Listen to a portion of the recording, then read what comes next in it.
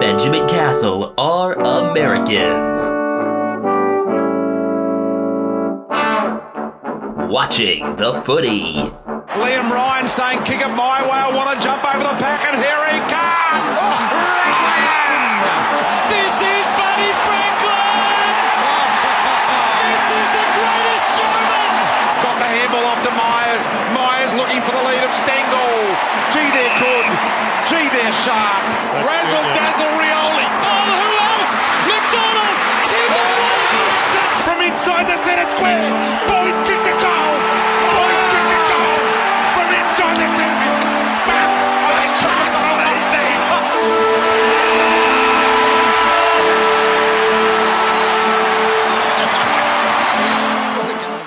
Good time of day wherever you may be tuning in, wherever you are tuning in from.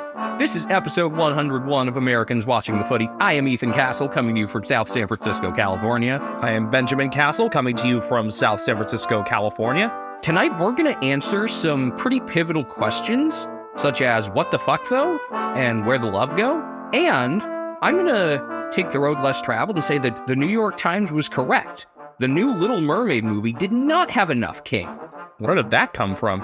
First paragraph of the New York Times article about the Little Mermaid. I shit you not. The new live-action Little Mermaid is everything nobody should want in a movie. Beautiful and defensive, yet desperate for approval. Third sentence. It reeks of obligation and noble intentions. Joy, fun, mystery, risk, flavor, kink, they're missing. All right then. Not like I plan on seeing the remake, since I think all these remakes are unnecessary. Especially if there's no kink. I mean, come on. Why isn't Sebastian the Crab wearing like a full leather gimp suit? That's an image. I don't think I'm going to Photoshop that, but let your imagination run wild. I think Brian is actively trying to get away from that thought as he assumes his position behind your window blinds. Yeah, he's going in there right now. Did he have his little freak out since we last recorded? Basically, he was sitting up there behind the window. It was around 5 a.m. a few nights ago, and he saw something in front of the house, like another cat, I think, and he screamed and hissed and just kind of went nuts. He doesn't usually do that. So that was an adventure. I did not sleep much that night. Was this at the end of the long footy night, Saturday morning? Yeah, this was a couple days before that. Oh, okay. It was Thursday morning, so there was no footy. Yeah. Meanwhile, I've already been talking a lot of footy today. I'm recording this late Sunday night U.S. time, so Monday mid-afternoon Australian time, and earlier today, I was on Donnie's Disposal with Coach Donnie Hess, our friend out in Des Moines, Iowa, head coach of the Des Moines Roosters of the USAFL, and also the commissioner of our fantasy leagues. So I've already spoken a lot. I'll try to bring up some different points from what I had there. Always enjoy the discussion with him. It was nice to be able to record with him for the first time. And I know, Ethan, you'll get your opportunity soon.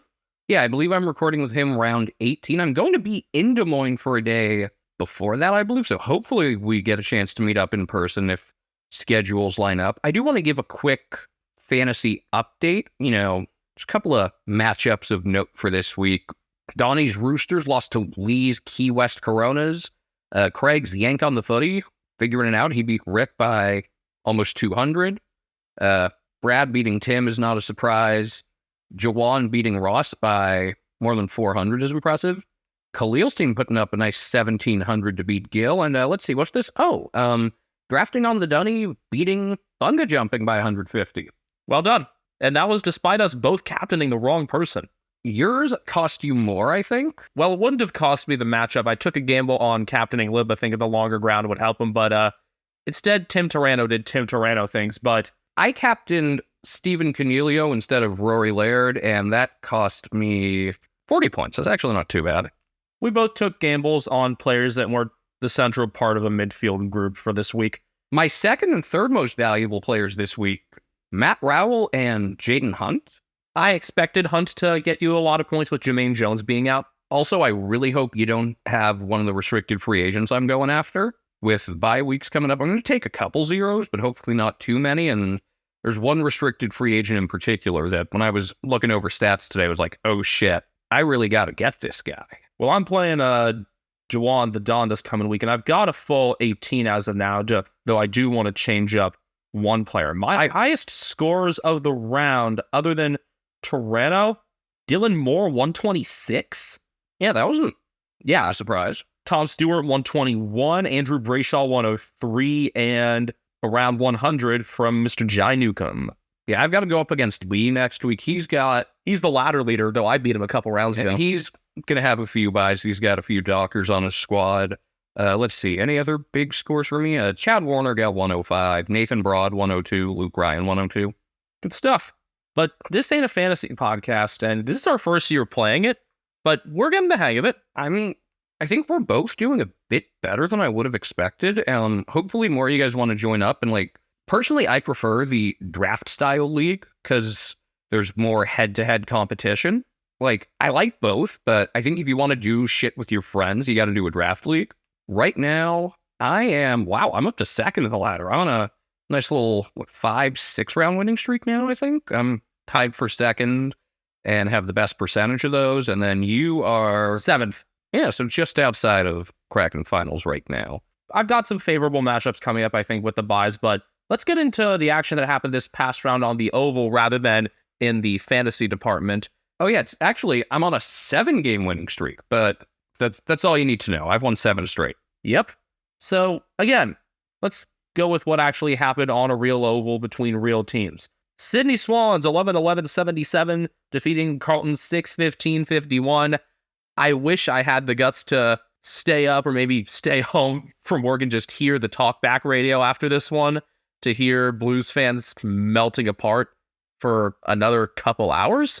I've realized what it is that makes the Blues losing so fun. I feel like there's a difference between your typical Carlton fan and the typical Collingwood and Richmond fan. I feel like Collingwood and Richmond, you're more likely to have the toothless guy screaming, whereas Carlton is the fancy, well-dressed, snotty, but yet the moment they win one game, act like they're champions. The moment they lose one game, act like the season's over. Well, I do think the season could be over for them. I'm going to go on a limb and say that it is. I don't think they're all the way cooked yet. They are now 4-6-1 and 6 points out of the final spot, but season's not even halfway done. I wouldn't go into full panic mode yet, but I think there are areas of serious concern considering, I know it's been said a million times, back-to-back Coleman winners, and now they can't kick a fucking goal. Ahead of this past round, they were 17th in goal accuracy, and they were just 0.7% ahead of Hawthorn. I'm not sure how that changed with Hawthorn's game. Hawthorn's goal accuracy wasn't great. I'm thinking that Carlton Hawthorn game might be the sickos game of the year instead of a game between West Coast, North, or Hawthorn, because it could be just a record for behinds. Both teams could kick 6 goals and 30 behinds. Bring it on. Harry Mackay does not know what angles to take. He's doubting himself so much at this point with his goal kicking that he needs someone to come in and help him. And I would hope that's considering Matthew Lloyd's brother is pretty high up at Carlton, that the Essendon great could come in and help him considering he's a left footer. The Blues were +3 in contested possessions, +8 in clearances, +8 in inside 50s. Wait, +8? No, it was corrected to +6. The Blues had more contested possessions, +6 in clearances, +8 in inside 50s, but those stats hit a lot of poor ball use for them. And meanwhile, on the other end, the Swans had a very sure thing and accelerating play from the back third in Nick Blakey. And their selection this week really helped them with that. Lewis Malkin coming in for his first game of the year.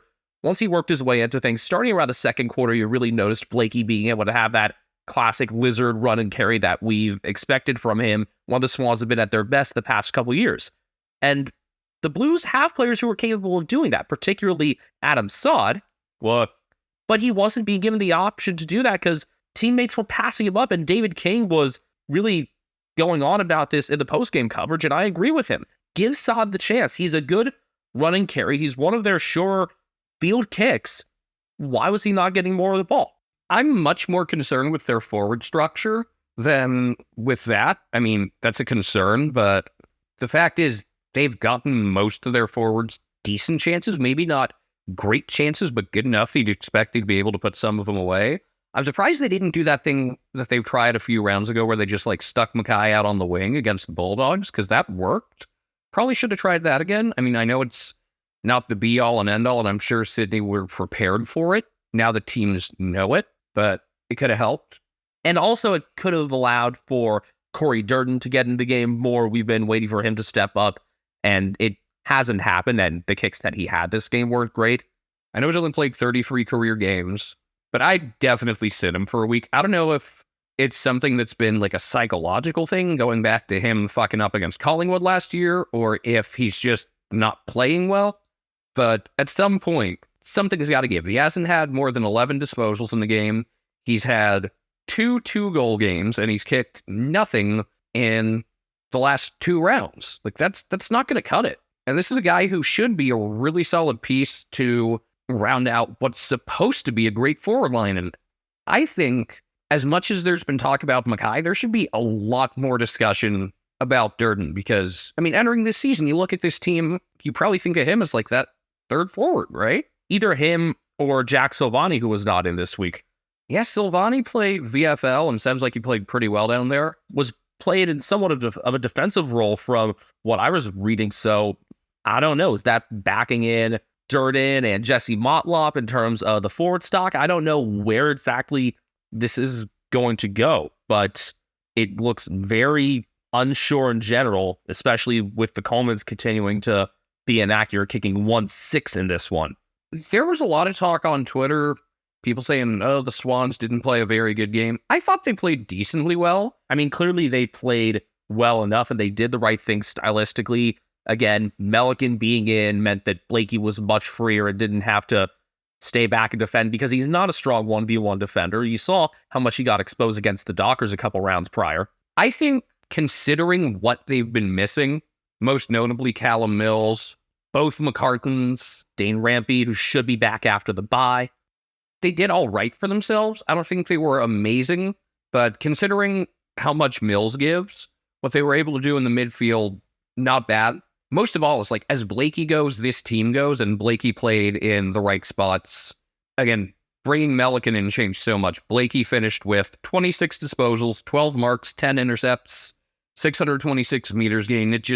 It was the version of him that we saw last year. The rest of the team might not have looked up to the level we had seen last year from a lot of them, but he did, and it completely changes the complexion of the team. Melican being a sure fullback also takes some of the burden off Jake Lloyd and Robbie Fox, who were able to have more active disposal and ground gaining games further upfield, for a bit further forward. Lloyd got 35 disposals and 627 meters gained. Robbie Fox had 24 and 10 intercepts. You were talking about the good midfield work. Chad Warner led that, winning the Goods O'Loughlin medal for best on ground in this Margaret game, kicking 2-1 from 29 at 583 meters. I mean, that's the kind of game that we expect from him. So the pieces aligned when they needed to for the Swans. Meanwhile, for the Blues, not only are they on this losing run, but they got a few injuries to deal with now. They had to make the sub pretty early as George Hewitt got concussed. He was trying to tackle Buddy and cops Nick Newman's elbow. Then at 3/4 time, Newman was ruled out with a hamstring injury. Ollie Hollins was ruled out with a collarbone issue. We saw Patrick Cripps limping a bit. He also just wasn't playing very well even before that. He's been kind of meh this year. He has not been, a Brownlow contender. And baggers are taking out their frustration on him. It's funny because, everything we see from any sort of print or TV outlet seems to be Mackay focused, but, he hasn't been, last year's Patrick Cripps. And I get there's probably going to be a little drop off, but he needs to be at least, a top tier midfielder, and he hasn't been. He's just been a football player. And he's going to be a bit more under the pump this coming week, as will Sam Walsh, who did have another productive game. Walsh with a goal, 31 disposals at 471 meters, because Adam Chera was suspended for a game for a dangerous tackle. Had 2 suspensions in this one. Luke Parker for the Swans also. But good thing is for the Swans, even though Parker's out, they've got the bye to plan for, being without him if they don't appeal or the appeal fails. And then they'll be up against the Saints when they come back in round 13. Other notable stats for this game, Errol Golden and Justin McInerney and Luke Parker, all 21 disposals.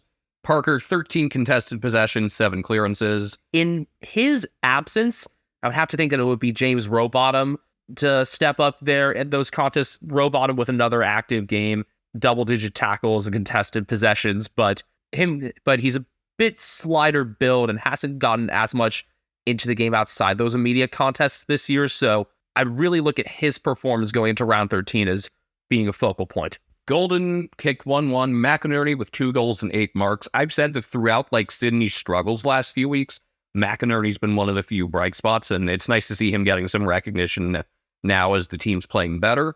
Harry Cunningham behind in 20 disposals. Will Hayward, been noticing him a lot, goal and 20 disposals. Isaac Heaney, interesting game, doing less work around goal, but still 19 disposals, 14 contested possessions, an octopus and 7 clearances. Swans did lose clearances, mostly because Carlton got them 30-18 on stoppage clearances. Yeah, but again, it was the work off those immediate contests where they were inferior. Obviously, you had Sam Doherty being active, 25 disposals and 7 tackles. He was playing more of a half-forward role in this one, leaving Jacob Wiedering to get more of the marking role in the back again. Wiedering did do a good job against Buddy, getting 10 marks. In terms of the forwards that we did like, Matt Cottrell's more of a running forward. He had a goal from 23 disposals and 527 meters. He has the potential to be that spark plug for the Blues, although he's not the most consistent player. Anyone else? I think that's good enough. Curnow. I already mentioned that he kicked 1-3. Once again, I ask, what sort of incriminating evidence does Ed Curnow have to get him in there? 14 disposals playing half the game isn't bad, but it's just he doesn't do anything. Do I need to make the Photoshop, the DJ Khaled style one? Yes. I already did that for Bailey J this year. I might need to do it again. I'm waiting for Jackson Binns to debut. Obviously, Paddy Dow will get another shot at some point, although he's a quadruple A guy. Something's going to change, though. It has to. I don't understand why Brody Kemp has played a couple weeks in a row. I know Alex Chincata had one pretty bad fuck up in the VFL game, but other than that, had big numbers. Yeah. I don't know. Things need to change. Things might need to change for the Saints as well. St. Kilda 12-6-78, defeated by Hawthorn 12-16-88. I think that this was the most surprising result of the round for me, Ethan, because, we'd spoken our piece about Geelong and Greater Western Sydney going into the round, and I think you being a Cats member attuned me a little more to the areas in which Geelong would have difficulty. For this one, though, it was the first time Hawthorn had really had to struggle and grind out a win in those dying moments. We weren't sure if they'd be able to do that.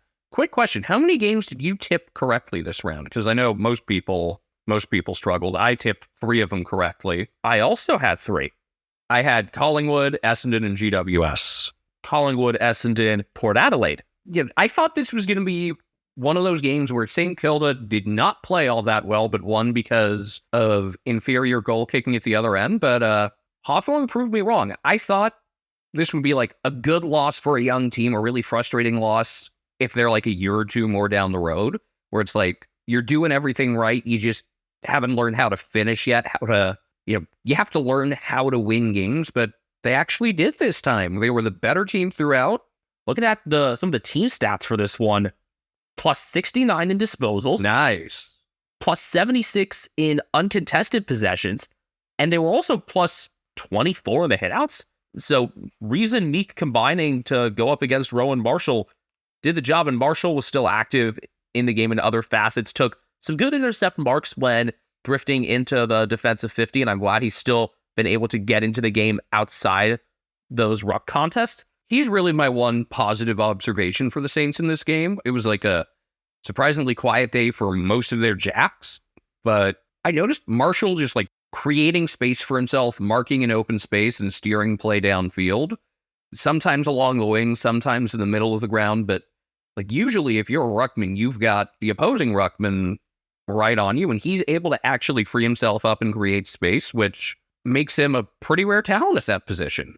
And I'm glad that he's been able to stay free like that as the first-rate ruckman for St. Kilda for the first time in a few years since Paddy Ryder came on board initially. And, now Paddy's gone, Marshall's still capable of that. That said, Hawthorn were definitely the better team. Will Day was excellent, 30 disposals, 11 score involvements, 597 meters. Most impressed I've been with him. I've been on the Jai Newcomb train since Easter Monday last year. Behind 31 disposals, 9 clearances, gained 502 meters. But the real star of the show, despite copping a 1-game suspension for a hit on Anthony Caminiti that earned him an early 50-meter penalty, James Sicily, behind 43 disposals, 22 intercepts, 16 marks, 11 score involvements, 658 meters. What I loved about this performance is he was still doing like some of the annoying James Sicily things, but he also just played a really good game. Actually, I think it wasn't the Caminiti bump that got him the 50. It was that 100-meter penalty sequence early on with Max King that got him that 50. The Caminiti bump was right by the goal square. That was in live play. I think it was on a chance where the Saints scored and Sicily lifted an elbow and got Caminiti in the head. But early on, this was just past the midpoint of the first quarter. Max King got pushed over by James Blank for a 50. And then Sicily decided, yeah, I'm the captain. I'll push him too. So that was where that 50 came in. But other than that and the bump, which was more careless than anything, Sicily kept his head about him and had the most complete game I've ever seen from him. It's one of the most complete games that a defender could have. Not just the number of possessions, but the number of intercept possessions is just insane. You know, that the goal with the 100 meters worth of penalties was a stupid one. Sam Frost gave up a really stupid goal right before halftime to let the Saints go into the break tied, and it just, Because it's Frost ball. it just seemed like Hawthorne just doing things that were going to cost them this game. They had also kicked 2-6 for the quarter. Yeah, they were 7-14 through 3, and then they kicked 5-2 in the fourth, and actually had the final 5 goals of the game after trailing 76-56. There were really 2 key chances midway through the fourth where the Saints could have gone back up by more than 3 goals and put this away, but Dan Buckler had a miss, and then Jack Higgins dropped a wide open mark in front of goal. I think he took his eyes off it and was like, all right, am I just going to run this in instead of mark it and take the set shot? And instead he ended up with a behind. Hawks took the lead with 1:24 left on a Jacob Koshitsky goal. He finally got his Koshitsky together after not kicking straight all game. And then Luke Bruce finished it off with 18 seconds left. The Hawks end a 5-game head-to-head losing streak. Also, I loved Sicily's interview after the game. Like, I see what they like about him as captain. If he just stops doing stupid shit, this guy is someone that would be really, really easy to get behind. And I see why like the young players enjoy him. There seems to be a good relationship there. Hawthorne have been doing the right thing in terms of greater structure, and it's easy to get on a team when they're losing early on, when it's obvious that they're going to be losing. But we've talked about the kind of long game they're playing. As you said very early on, Ethan, you don't want your maximum potential to be one of those bottom 2 final spots.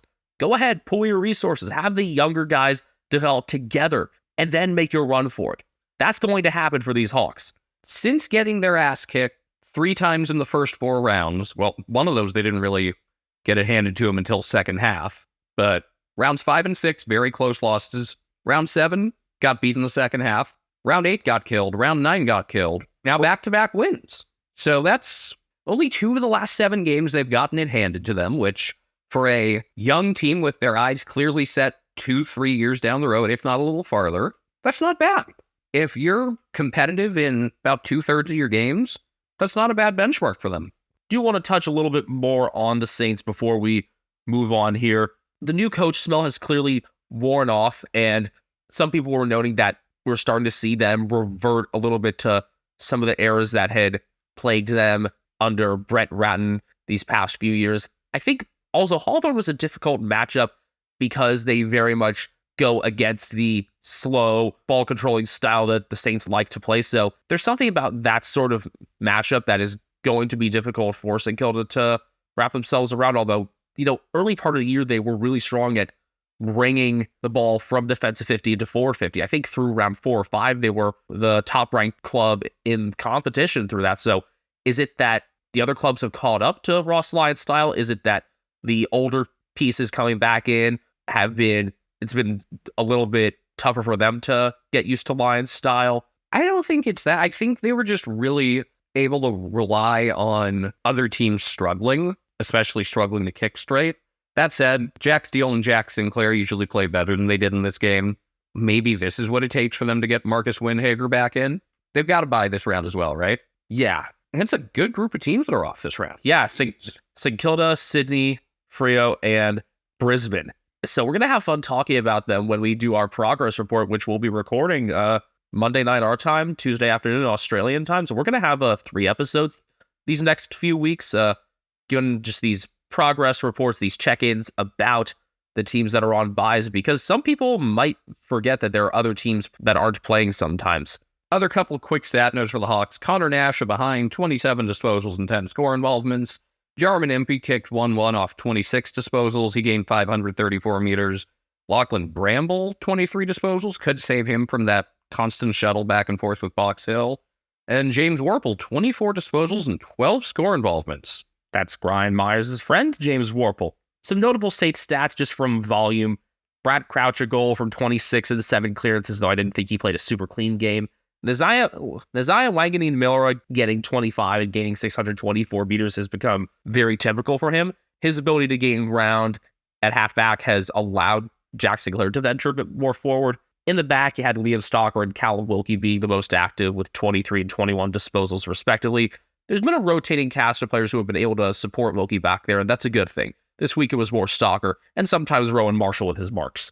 You were focusing more on Saints-Hawks game in the early Saturday window or late Friday for us here on the West Coast. Meanwhile, I was lapping up Norman Walyalup, the Demons 10-12-72, defeated by the Dockers 12-7-79. They did it again in round 11 at the G, and it didn't necessarily look like it was going to go that way. It was a tough contest from early on. Obviously, the D's came into this game a bit banged up. Clayton Oliver has that hamstring injury that's keeping him out for about a month. Lockie Hunter was suspended. That forced Angus Brayshaw to play one of the wing roles opposite Ed Langdon, and Brayshaw is a guy that often shifts onto that spot if Hunter has to come off the ground. But I think Angus having to take on that role for pretty much the full game, I think it was 88% time on ground, just further messed up the rotations for them. And you could tell that they were a team that was in flux throughout this game. Meanwhile, the Dockers were thrust into a difficult spot because they lost Sean Darcy to a hamstring injury before the midpoint of the second quarter. He was subbed out with about 6 minutes left in the second quarter. And from there, Luke Jackson took over. I love how carefree he seems. He's just like, yeah, this is another game. I still like these guys. Apparently, he attended Melbourne's off-season planning meeting even after having been traded. This is according to Stephen May. He's just that chill, I guess. And he was thrust into a really difficult spot, having pretty much solo ruck duties against Max Gawn and Brody Grundy. And he was excellent. Best game of the year for him. One of those where it's like, it's not scripted, but it fits a lot of narratives. I saw the expected score for this game favored Melbourne pretty heavily. Did they just kind of piss away some chances, or what was kind of your takeaway from that? They did miss a couple chances early on. I noted one from Brody Grundy off of a center clearance. I think the misses just added up throughout the game, and meanwhile, the Dockers hit some more difficult shots. You had a couple sharper angle kicks that Bailey Banfield, for example, was able to hit. I'm so glad that Banfield's continuing to play well because we're both being proven very right about him. Expected score for this game, 80.3 to 63.5, but I never, I wasn't watching this game that closely, but I never thought that it gave off that impression. Nah, I don't think it did either. Like, there are some games you look at and, it's like, what the hell? How are they not winning this game? This just seemed like a pretty tight game that Freo was able to overcome a serious obstacle in. Yeah, and the other thing is, expected score purely looks at shots on goal. Meanwhile, if you're looking at kind of the flow of this game, the Dockers were cleaner with the ball in hand. Dockers' disposal efficiency was 76.1 to the D's 65.6, though Narm were more efficient inside 50. Didn't really get that impression from them. I think it was maybe just contested possessions, them trying to find the right shots. But again, without Oliver, the game plan in the midfield wasn't as clear, and Freo pushed the pace like they needed to in the second half. They still went primarily by foot, which has surprised me a bit with what worked for them handballing through the corridor last year, but they were faster overall. And after quiet first halves, you had James Aish really elevating at halfback. He has rebounded from a really slow start to his year. And then looking forward, neither Lucky Schultz nor Michael Frederick had a single touch in the first half. And then Schultz especially finished out the game quite nicely, kicking an important goal. I was concerned for the Dockers near the start of the fourth quarter after Kazi Pickett centered for Tom Sparrow, who was really active to start the quarter, and they drew it within 3 points with 11:25 left. At that point, inside 50s were 10-3 to non for the quarter, and they'd had all 4 center clearances, but the Dockers kept their pressure high, and they managed to get the kicks to go their way. Jai Amos continued to be strong, won an important contest against Jake Lever on second effort. He is looking really mature, and another 3-goal effort for him. Get him that Rising Star nomination, please. More important stat lines for the Dockers. Andrew Brayshaw has worked back into the fold really nicely these past couple weeks and obviously won this matchup against his brother Angus. I loved that he mimed to Angus, strap in, like it's a way to get your head in the game. He mimed him putting his helmet on. Yeah, Angus did play this game with the helmet on 100% of the time. That didn't happen last week. But Andrew with 29 disposals and 7 clearances. Caleb Sarong with a goal from 26. James Aish with a goal from 24. I like seeing him venture forward sometimes when they've got enough numbers. Jager O'Meara with 24, though. He's having a dangerous tackle suspension challenge himself. Nat Fife with 20 disposals and 11 contested possessions. This is the most Nat Fife I've noticed Nat Fife to be. I was really impressed by the 20 disposal game that Matthew Johnson had. Another good supporting piece there in the midfield, always looking forward. And then Luke Jackson's final stat line, 1-1 from 19, 15 hitouts, 11 contested possessions, and 8 clearances. Those 8 clearances are a whole lot for a ruckman, especially against this difficult Melbourne midfield. Christian Petrarca did have a pretty solid day with Clayton Oliver absent. That shouldn't surprise anyone. 30 disposals, 10 score involvements, 8 clearances, 633 meters gained. Angus Brayshaw finished with a behind, 27 disposals, 498 meters. Brody Grundy, 1-2 from 20 hitouts, 19 disposals, and 13 contested possessions. Christian Salem's up to speed, 19 disposals and 7 tackles. The matchup between him and Lachie Schultz was really entertaining in the second half, and Schultz ended up taking advantage by the middle of the fourth quarter. Schultz didn't have the ball at all first half, you said, right? Yep, but scored an important goal when it mattered with just under 13 minutes left to bring the lead back out to 15. Alex Neal-Bullen, 18 disposals, 9 tackles. Tom Sparrow, a goal, 18 disposals, 10 contested possessions. And great to see James Harms back in. A goal, 2 behinds, 14 disposals, and 7 tackles. I do remember him kicking a couple early ones that, had they gone through, maybe it's a different story. I think the thing that I like so much about this game, though, out of Wyalup, was that it was really their newer faces and inclusions that took this game on. Jai Amos with his goals, Luke Jackson taking over in the second half, Jager O'Meara getting important possessions, and Josh Tracy just being present mattered so much. And been saying it every week. He had a couple goals as well. Frio have figured out their structure, and it's really fun. They've now got the bye week to kind of sit on it and then really solidify things when they come back. They've won 4 in a row. I just love talking about this team, and I know I should be angry about them or have some sort of hatred toward them as an Eagles member. I can't bring myself to do it. Hopefully at some point there's something that really sparks that rivalry again, but probably would require both teams to be kind of around the same level. Yeah, that ain't the case right now. Okay, I am ready for some ranting and some vulgarity. Yeah, Geelong 10-14-74 defeated by Greater Western Sydney 12-9-81. The Giants have now won their last 3 trips to Cardinia Park. Geelong's most recent supposed sort of home win over them was a final in Perth a couple years ago. We never understood why the Cats were being favored in the 40s again. And it wasn't just the point spread that had those models. It was like some of the advanced models from some of the stat people we follow on Twitter that had it right around there too, which just... Yeah, Glicko had it there. Have you watched this team the last couple of weeks? Again, it is no midfield versus a midfield. And not just that, I thought the game plan for this game fucking sucked. And it wasn't until midway through the third quarter that the coaches realized it and did something with it. They fixed one thing at halftime, which was putting Sam DeConing as a defender. I have no fucking idea why they played him at forward. Were they worried about him getting too banged up in some of the contests there? I didn't understand it at all. If you're going to do that, then why is he even playing? Exactly. I mean, he had the whole Rip Hamilton thing going. Or was it more Batman? It was, I don't know, it was probably more like Batman, Joel Embiid, LeBron. It was like the black one rather than the clear one. Jaylen Brown.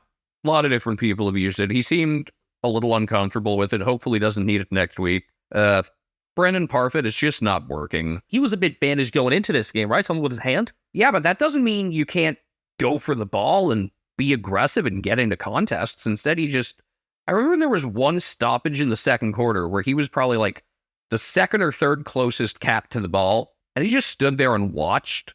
John Segler is just maybe the worst player in the entire AFL that's getting run out there right now. Like, the guy cannot play. I'd rather throw no ruckman out there, have Mark Blitzovs take it, or I don't know, see if Shannon Neal could handle that role, or just, you got to try something. I know there's hope for grabbing someone in the midseason draft. Former Swan Sam Naismith for Port Melbourne has been averaging something like 40 hitouts a game.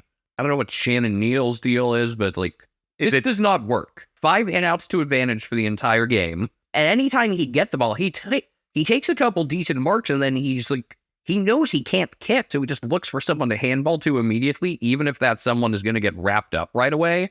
There was one early in the second half where, like, the halftime adjustment was, okay, why don't you just catch the ball instead of hit it out? And then he immediately got called for holding the ball and gave up a goal to Kieran Briggs. Good on Briggs for taking advantage of that, and Briggs has been really strong these past couple weeks. He's definitely moved ahead of Matt Flynn, and I mean, I was really complimentary of him when I was talking with Rick Shivani this past week, and he's proven himself again. Yes, not against the greatest competition, but still, he's shown he belongs. Toby Green played well in his 200th game. Played well. I mean, he helped control a lot of this game, had 4-2 from 19 disposals and 9 marks. Really, the things that I focused on this game were Green and Green for the Giants. Tom Green with 28, and he's just a ball in the midfield, especially in the center square. I love how hard he goes for the ball, and he has risen to elite levels, I think, and he's finally getting the recognition for the game that he's played the past couple years. He's also getting more of those opportunities with Tim Turano and Jacob Hopper out of the picture.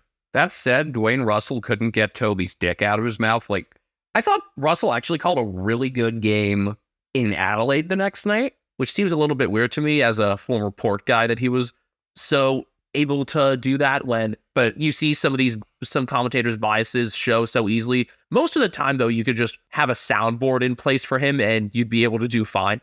It's like Brent Daniels played a phenomenal game, and yet it was Toby this, Toby that, greatest forward ever. Like, oh my fucking God. Yeah, let's talk more about Biga instead. 3 goals from 19 disposals and 7 marks. And it was just, every time he got the ball, you knew something was going to happen for the GWS offense. Think kind of like what I've said about Luke Pedlar, except doing a bit more of the goal kicking himself. It's a combination of the effective disposals and also the speed that he provides. You understand, with him being able to do that forward, the runs that they're able to have through the middle, even starting a little further back from guys like Lockie Ash, who had 26 disposals and 9 marks, going through that crowded midfield, and then the forward speed for them kind of cements why they're able to potentially return to the Tsunami style. I know you were complimentary of Toby Bedford for his speed as well. I'm so glad that Snooze is getting time regularly. I did not realize how fast he was. Also, I've known. Also, Connor Iden played a nice game, but also was allowed to just like grab opposing forwards before the ball was even kicked to them. The umpiring in this game fucking sucked. It was not the worst umpired game of the day. No, it in both directions it wasn't great. And there were some critical calls that weren't great on either end. There was one with about 2.5 minutes left.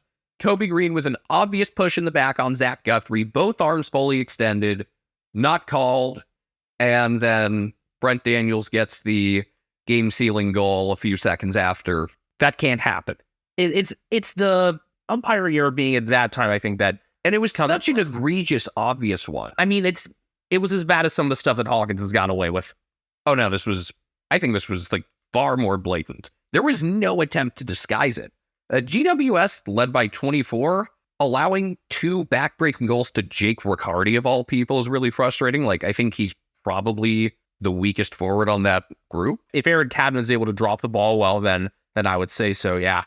Like, the one that, a healthy Harry Himmelberg, and you think he's probably not involved. Frustrating to only score 74 against a team missing Himmelberg and Nick Haynes and Sam Taylor and Phil Davis, but that's more on the midfield than the forwards. The forwards, Jeremy Cameron missed a couple shots that you probably expect him to hit. He kicked 2-3 off 17 disposals, played a decent game, not put the team on his back, but I'm waiting for that massive performance for him to really take over. I thought it was going to be this week.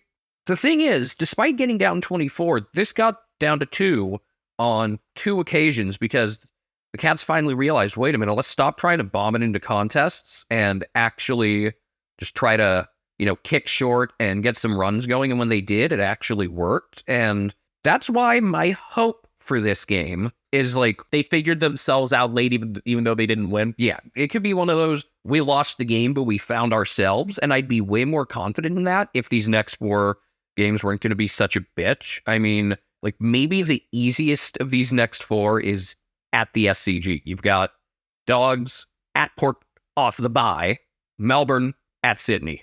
So this is, I'm tipping him to be 5-9. Yeah, I think that's reasonable. But despite this really frustrating loss, with everyone else towards the top except Collingwood and Port Adelaide struggling this week, there's still a path to a pretty good ladder position. It's just you're going to have to do it by going through some far better teams than the ones you've lost to. But it's there. The other little small positives, Jake Kolajashny had a game much more like his performance last year. 15 disposals, 9 contested possessions, 9 intercepts. He still had a couple of pretty major derps, which is why some people have such a negative perception of him. But overall, he had a nice game. And Zach Toohey, I don't know if someone said it to him or if he just realized, hey, I'm better than I've been, but he played with energy that hadn't been there in a while.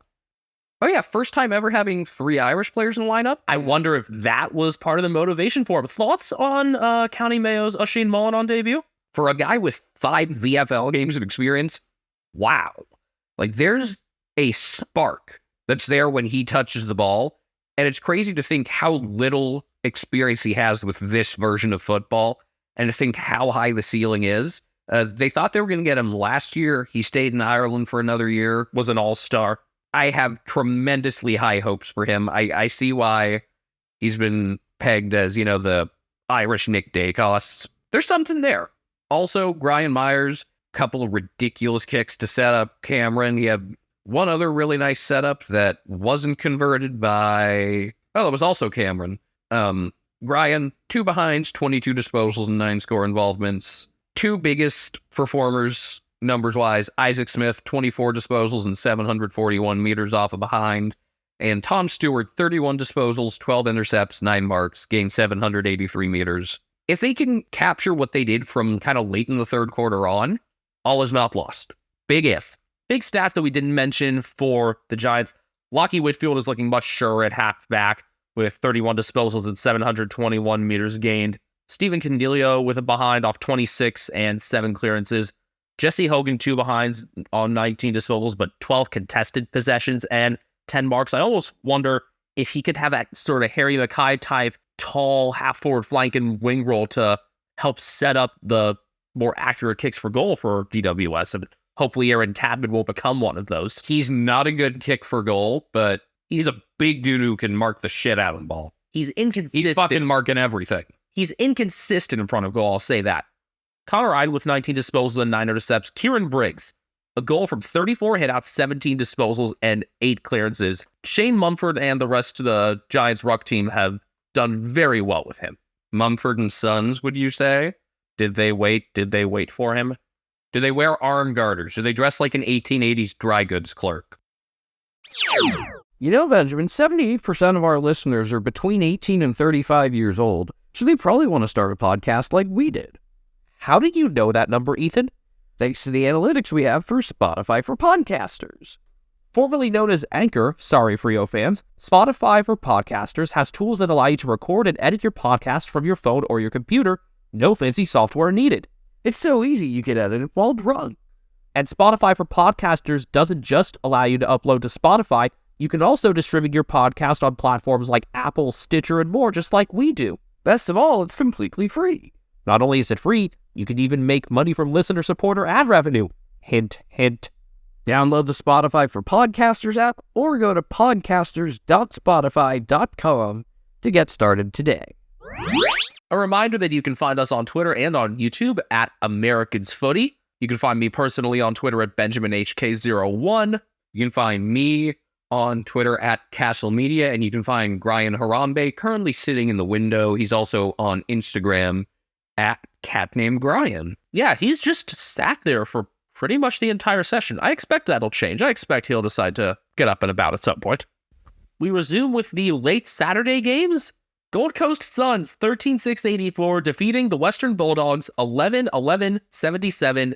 Darwin delivers. Yeah, this ended up being a really fun one. You had the Bulldogs jump out to a quick 20-0 lead, and it looked like, all right, this is going to be ugly. And it was a predominantly Bulldogs crowd as well. I know they built up a base there from the games they hosted there throughout the 2000s and up until 2013, and I'm glad that's stuck.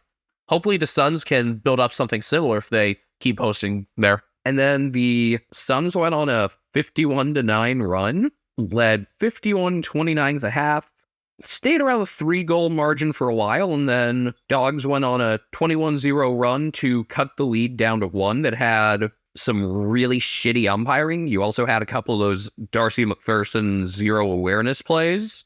The worst call of the night, there were a lot of bad ones, but worst of all was Ben Ainsworth getting a 50-meter penalty for standing too close on the mark when the umpire never told him back up at all. Like, you tell him back up 2 meters and give him like a second to react. Okay, this did not happen. This was really bad. I think someone else was supposed to actually stay on the mark, but Ainsworth stood there. Just like, there's got to be some level of communication. Free kicks for the game were 22-13, but there were just a bunch of non-calls, and there was the one that cut it to a single point. I couldn't really determine much from a good angle on, but a lot of people said Cody Wakeman kind of sold this high contact foul on Ben Long. That cut it to 77-76, but there to save the day after Jack Lukosius couldn't mark a Jai Farah kick that went too far was Bailey Humphrey, who kicked a sharp angle dribbler with 2.5 minutes left to stretch the lead back to 8. Really a play that put the game away. My biggest takeaway from this game, it's been fun to watch Humphrey these first few. He's got such a good sense of when to do the ordinary things and when to make the high-risk, crazy play, and that was a great display of it. The first few games that Humphrey had been up, he'd been playing pretty much exclusively in the forward 50, had some trouble getting into games. I think he was subbed out one time after having a total of 1 kick. But the past 2 weeks, he's been having more of a full field role.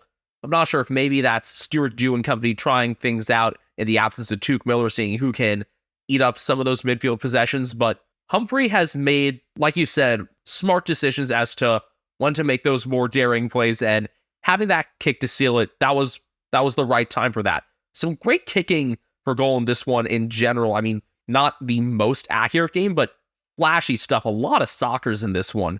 And Jack Vinda Lukosius was leading the way there. Lukosius' 5 straight included all 4 of the Suns' goals in the second quarter. All 4 of the second quarter goals at all. Suns won that second quarter 26-2. Lukosius was Tim O'Brien's dad in this game. I don't think O'Brien's going to be in the lineup much longer. I think you'd rather see Alex Keith or maybe try someone new because it didn't work. I mean, Josh Bruce. Yeah, that would, I mean, if you're so dead set on him being a defender, or you devote Rory Lobb to that role, the Dogs have no shortage of talls to figure something out with, but Tim O'Brien's probably not the guy. I hope they give him another chance next week, and I hope he gets baptized by Tom Hawkins or something, but, if I'm the Bulldogs, I'm not sweating it too much over losing this game. I feel like this is a good loss you can get something out of. Also cool to see Nick Holman get a couple goals in his 100th game.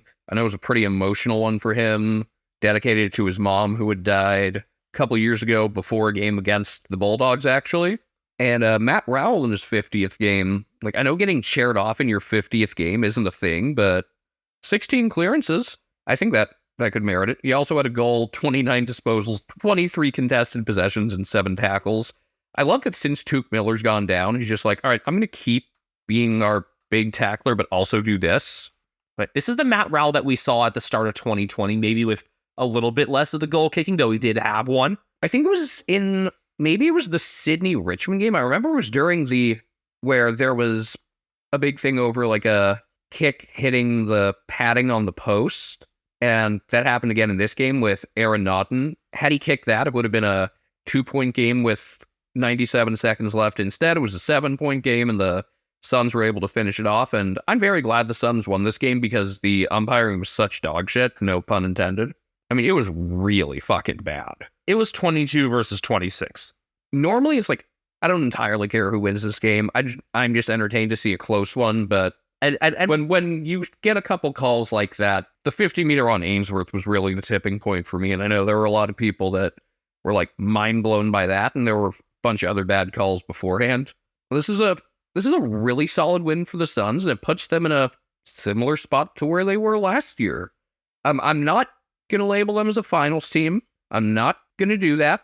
We've seen them in this position before. They're still only in 12th. They are 5-6. They have the worst percentage of the 5 and 6 teams, although they're not that far below 100%.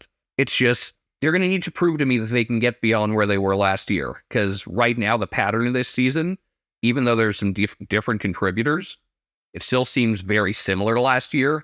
Slow start where it's like, well, shit, they didn't deliver on their potential at all. Now it's like, okay, they're turning the corner. They're starting to do something. I think what'll really decide it for me looking ahead, if they could either somehow beat Collingwood round 16 or win at Port Adelaide round 17, then we're talking. Even then, they still have a bitch of a schedule after that with Q Clash, a trip to Adelaide, trip to Sydney, second meeting with Carlton. Who knows what Carlton will be like by then. But the Suns are in position to be in position, and their matchup this coming week against the Crows should be awesome, and I hate that the two best games this round are at the same time. Yeah, Dogs Cats is going to be the one on US TV out of those. It's going to be on Fox too. It's a shame that neither of the Darwin games are getting US exposure. Yeah, that game, that'll be on both FS2 and on 7, whereas Fox Footy will handle Crows and Suns, which I think the way both those teams played this week really sets the stage for that one to be pretty exciting. More on the Crows, obviously, still 4 games from now. Wow. One weird thing I noticed in this game was that Joel Jeffrey was playing farther back, and I don't think he impacted the game a ton. I was hoping to see him up front more. That's where he's been playing as of late in the reserves. Maybe it just hasn't translated at the top level yet. The question is, where do you go with him from here? I'm glad he got in playing back home in the Northern Territory, though. That's good on its own. I think Ben King's presence probably didn't help. Malcolm Rose is also kind of quiet, a behind, and 9 disposals, but similar to how the Dogs have won a lot of games, the Suns really won this game with their big-time studs coming through. Not just Raul and Lukosius. Noah Anderson, 26 disposals, 17 contested possessions, 7 clearances. Jared Witts, 19 disposals, 12 contested possessions, 51 hitouts. Yes, 51. I feel like he's the most likely to get into the 50s each week. Really interesting contrast of styles between him and Tim English, where English is, so much more than just hitouts, whereas Witts is basically just the hitout guy. David Swallow, who I think he and Braden Fiorini both kind of operate in the shadows a bit. Swallow a goal, 19 disposals, 11 contested possessions. Mac Andrews, still a really shaky kick, but a good mark. And he had 7 tackles. No insane chase down tackle like that one in the VFL last year, but 15 disposals, 504 meters.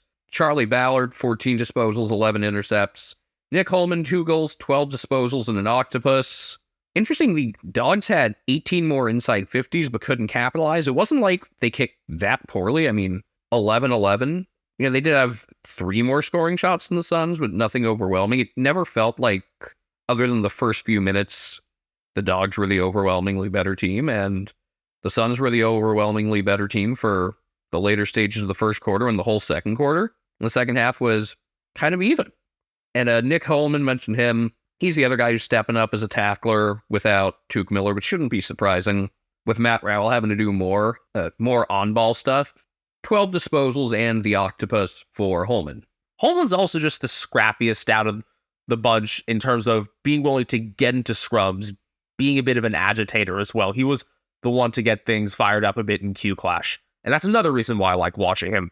But one other thing that I noted here, looking through what I had written down, there were a lot of times where the Bulldog defenders were struggling to communicate, like going into marking contests, and it cost them The best thing they can do in marking contests is just let Liam Jones handle it because he's a really good intercept defender. But he had a couple with the aforementioned Tim O'Brien kind of getting in people's way.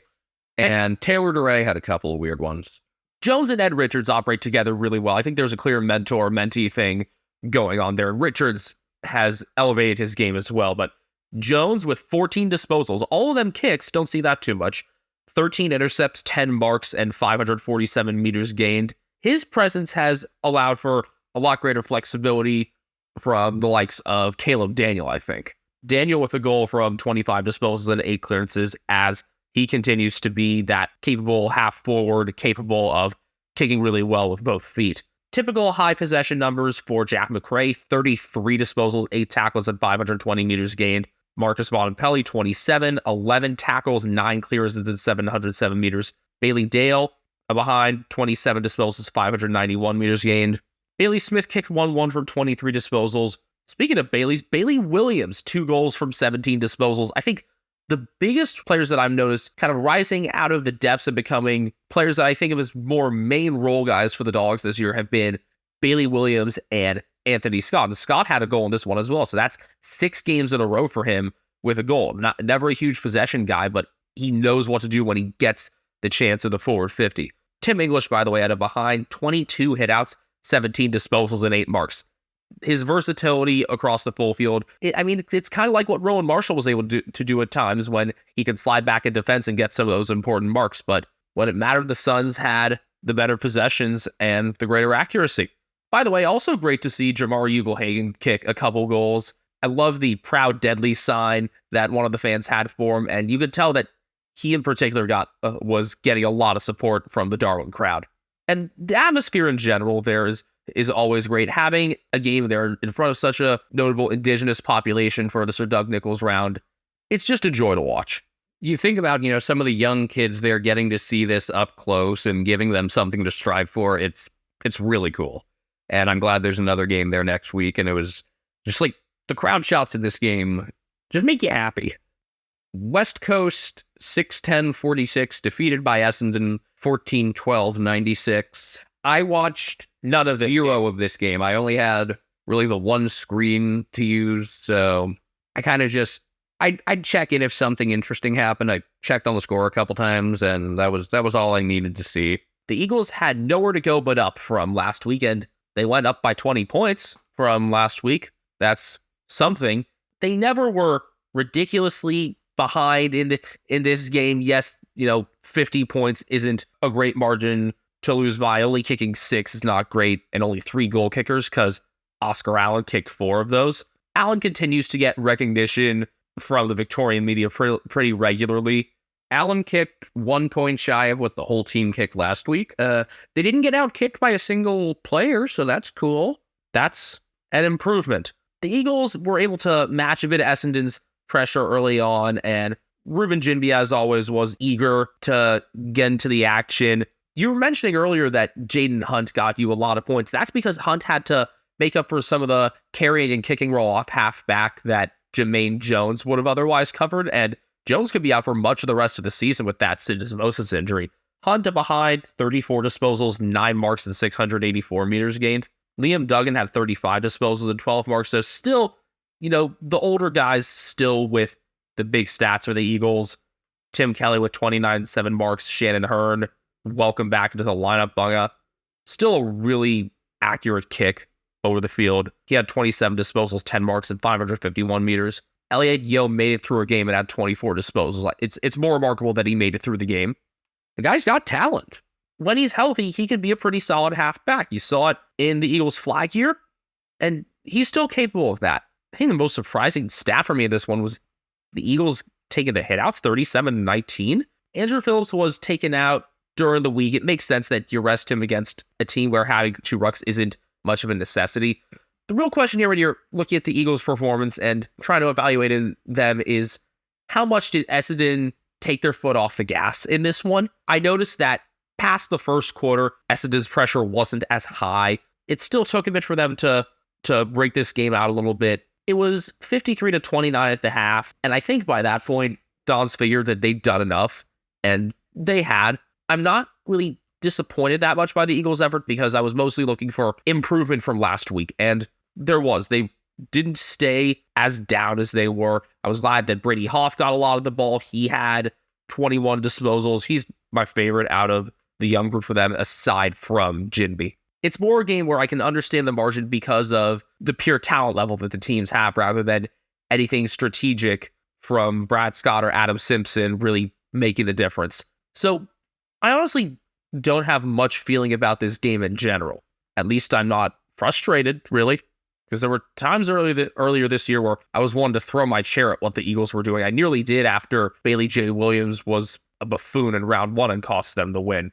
He's worked his way into things this year. I don't know if he's ever going to be a high-quality ruckman, like top 5 in the competition, but he's looking more like he belongs at the top level. That's probably far more ticks on this game than you would have expected talking about the Eagles.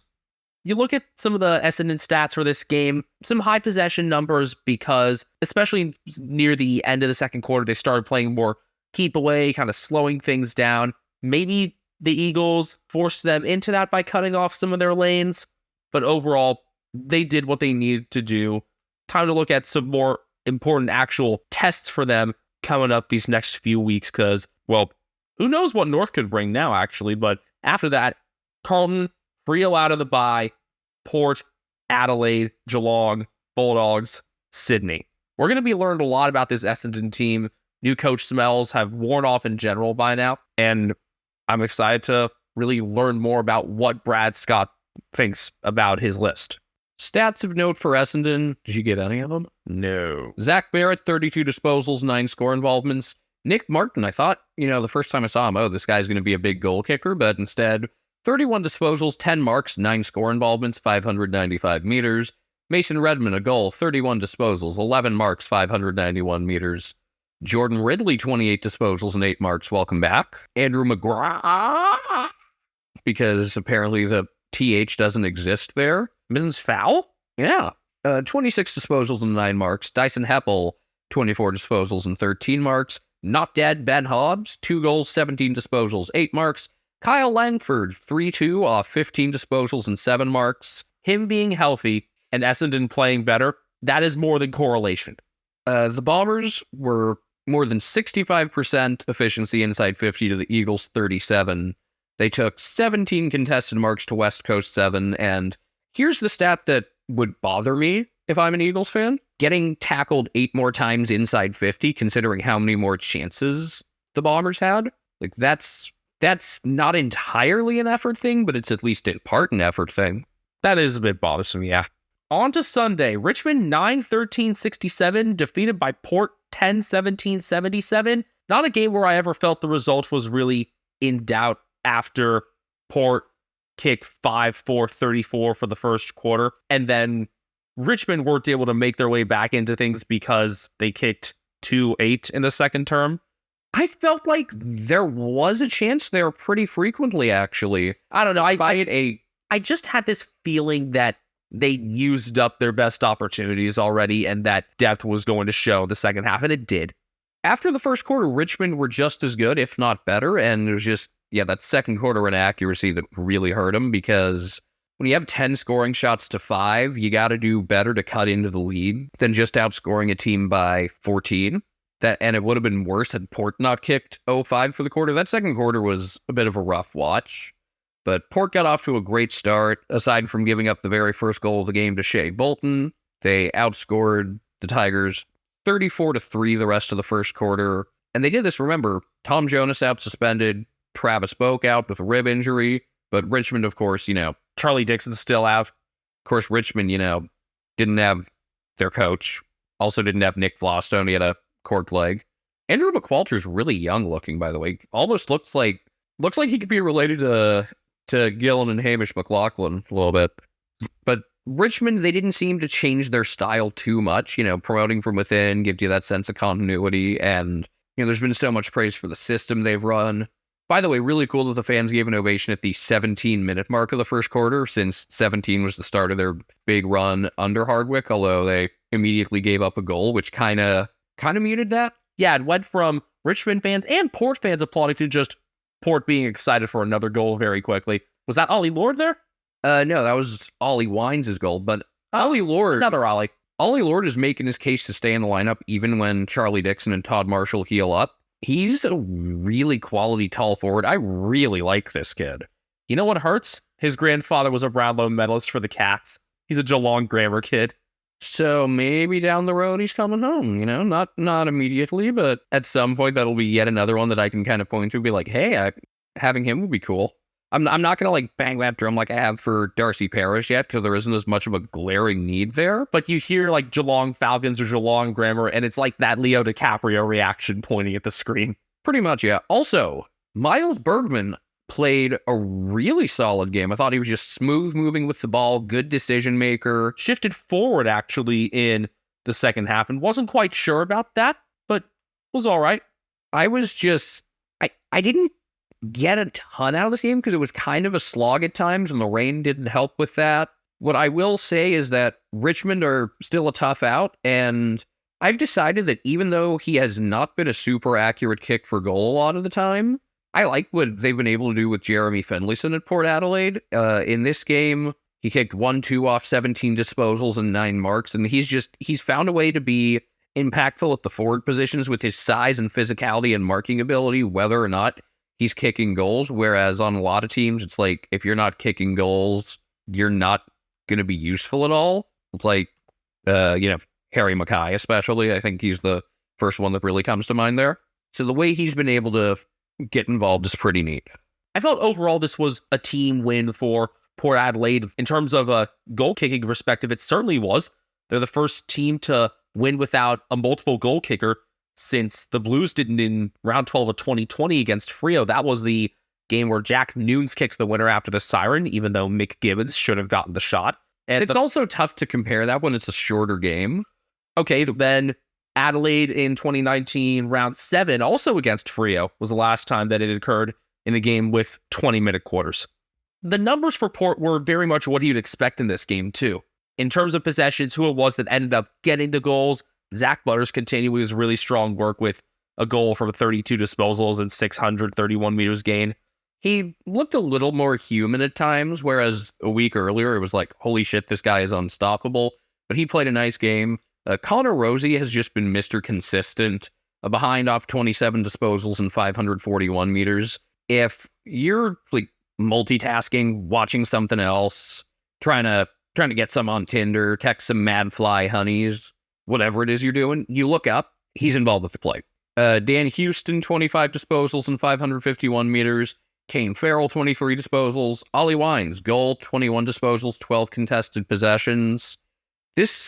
There was never a moment after early in the fourth where it looked like things were really scary. Honestly, I mean, the lead did get down to 2 after the first goal of the fourth quarter. So early in the third, the Butters goal had Port up 18, but Samson Ryan scored with 5:39 left in the third to cut the lead down to 5, and then Tim Tarano scored his third goal after a Cam McIntosh setup, which was preceded by a bad kick by Jason Horn-Francis, who had a not super remarkable game. It was decent. You knew he had the ball because people were booing him, although they did confuse him with Bergman once or twice, which I think we all do.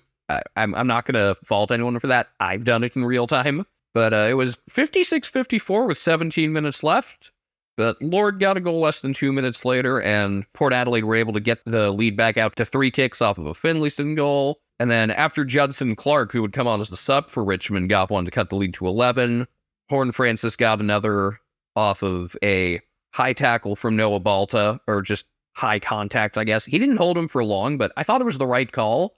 My issue is that there's been so many other high tackles and so much other high contact that wasn't called, especially in the Crows-Lions game, but really throughout the round, that was something that got really annoying.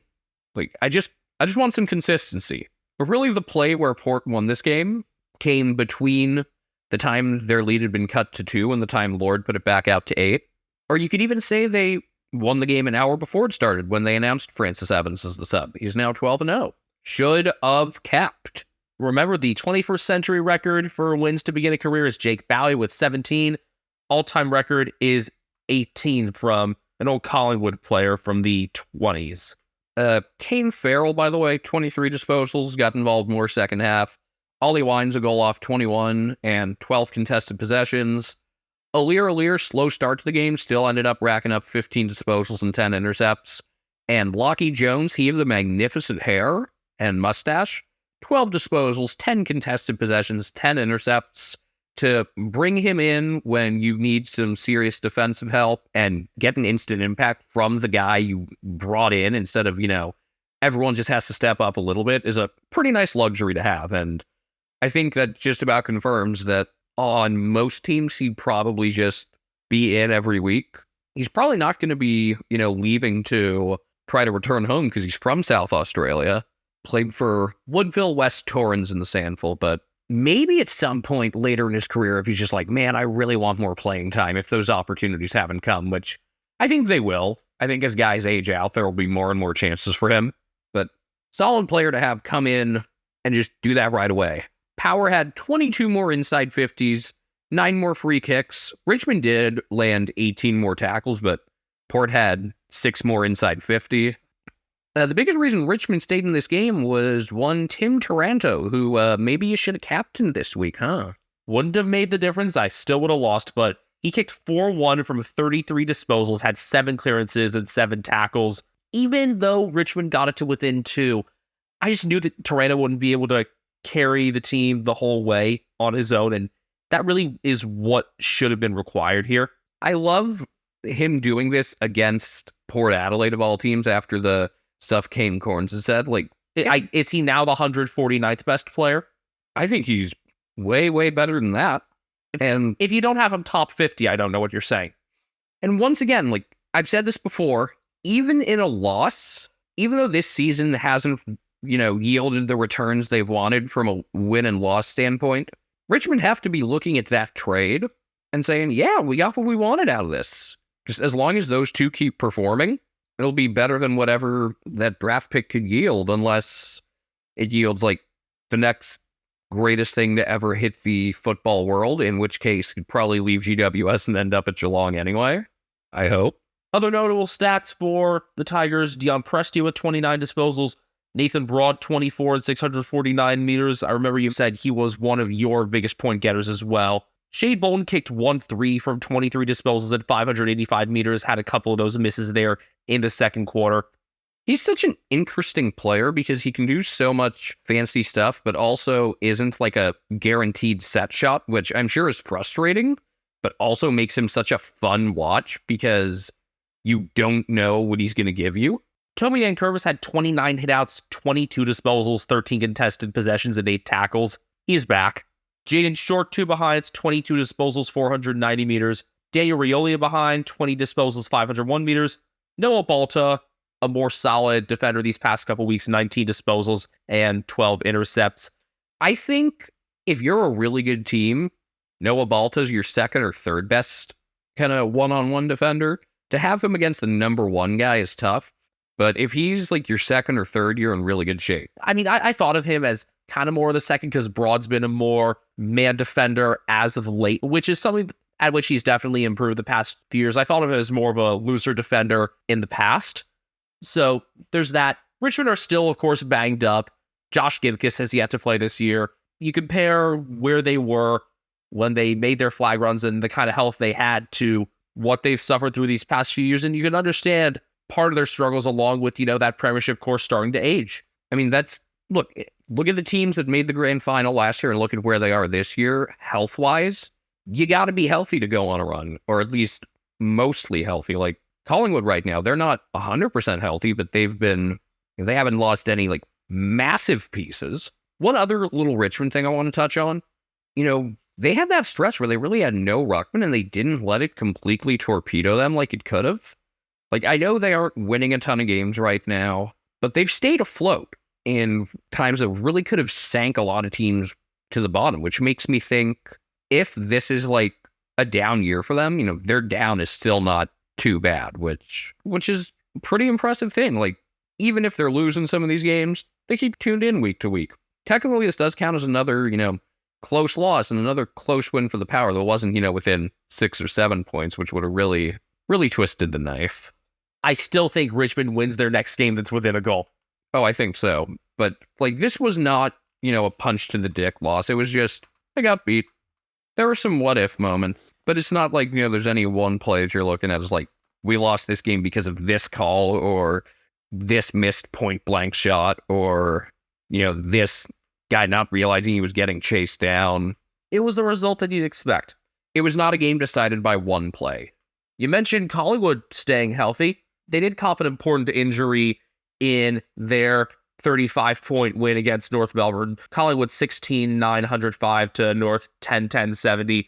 Unfortunately, it was one of their milestone men. Steele Sidebottom didn't even make it out of the first quarter of his 300th game because of an MCL injury. He still seemed to be in pretty good spirits, was still signing autographs, and was walking pretty well. So even though I know that can be something that affects lateral movement more, he didn't seem to be too hampered by it.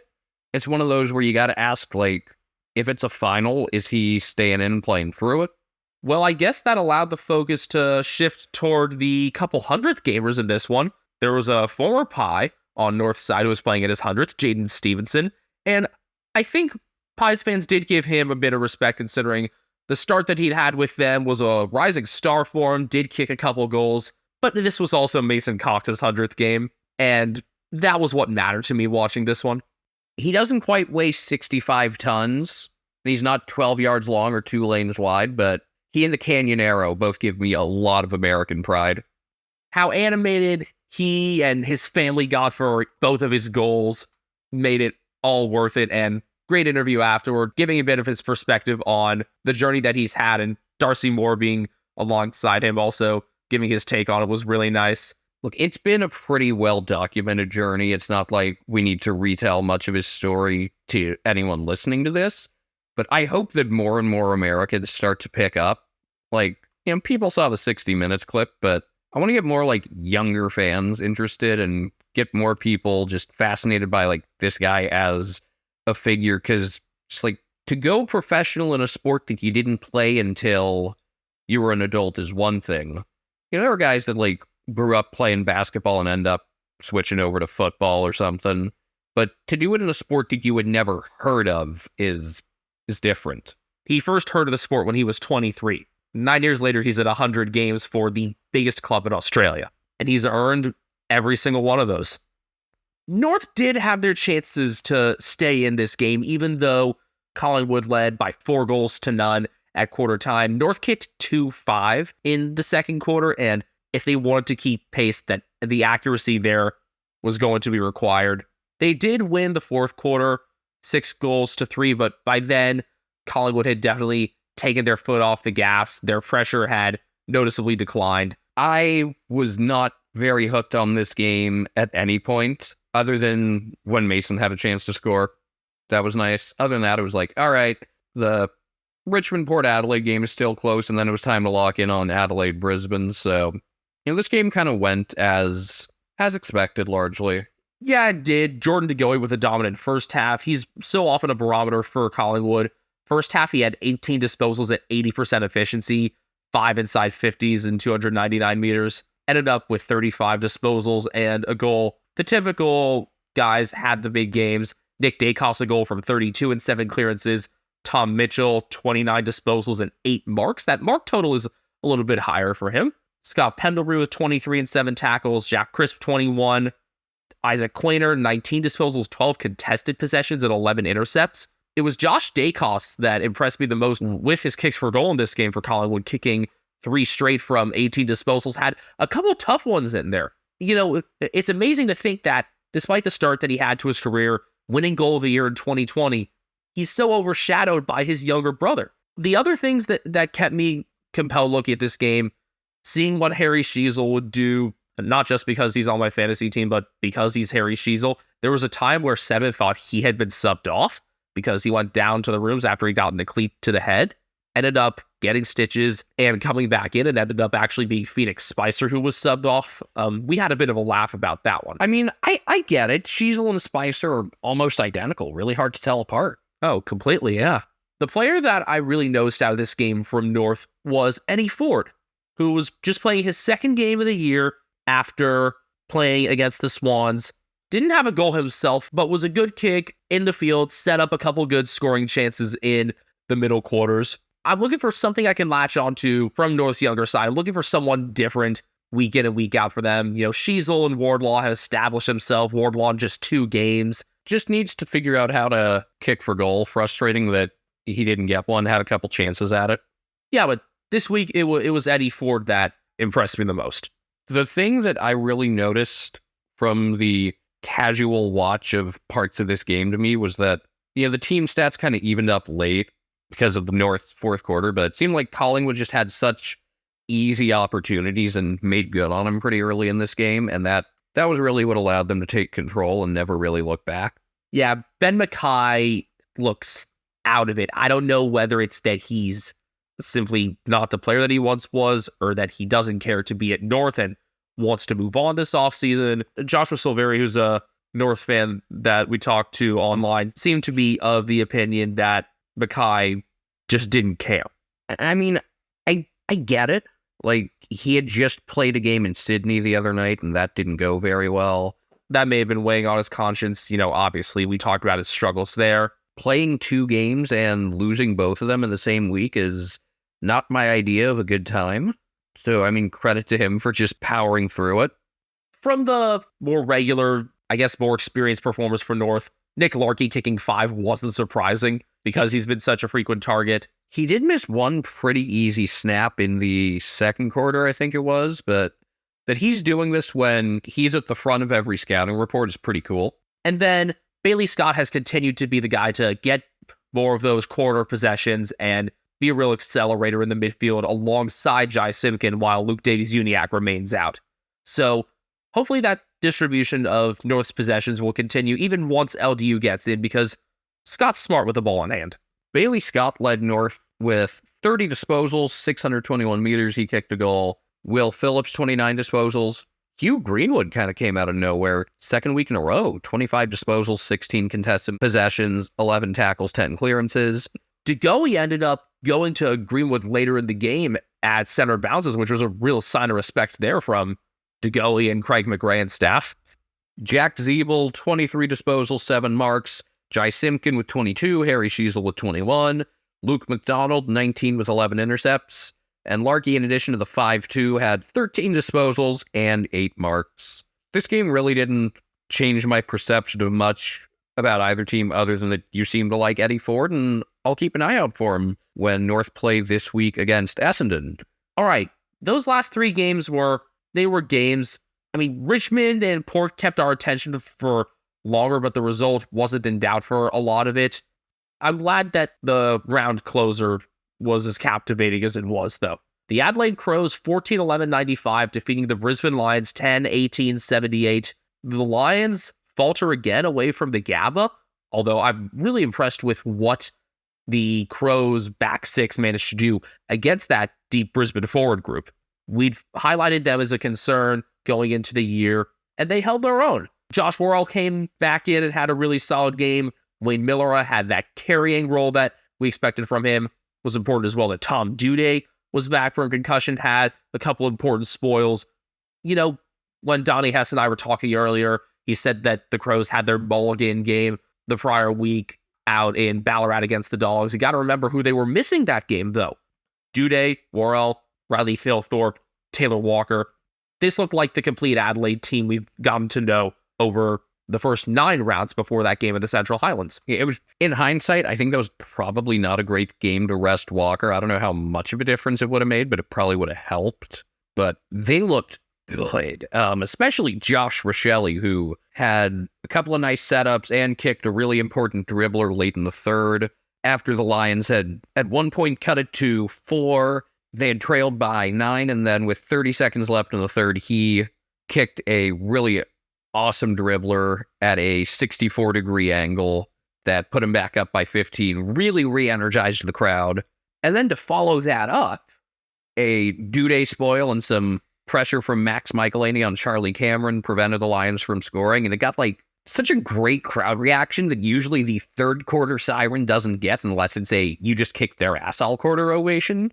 This was not the case. It was the fans realized we just got a couple of goals we really needed, and we escaped here with a 2.5 goal lead. I think they realized that the siren may have let them off the hook a little bit, but also that their defense had stood up all night when the Lions obviously didn't do themselves any favors in front of goal. They kicked 1-9 in the third.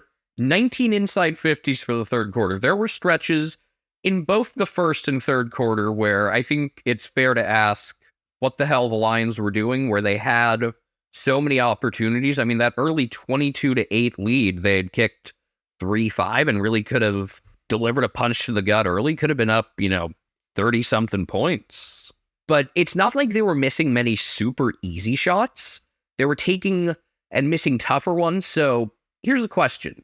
Did Adelaide's defense kind of coerce them, goad them into those shots? Did the Lions just kind of settle for them? I think it's a mix of both. And then also the conditions were a bit adverse in this game, and the Lions tend to get... I thought it was weird that, the team that's used to playing in humidity and wet conditions, a light rain gave them so much trouble. I don't know, maybe they're just really rain averse like the Dockers were last year, but there was an important out in this game. We talked about the ins for the Crows. The single most important out this week, it was not Clayton Oliver or Lockie Hunter for the D's. It was Jack Payne for the Lions.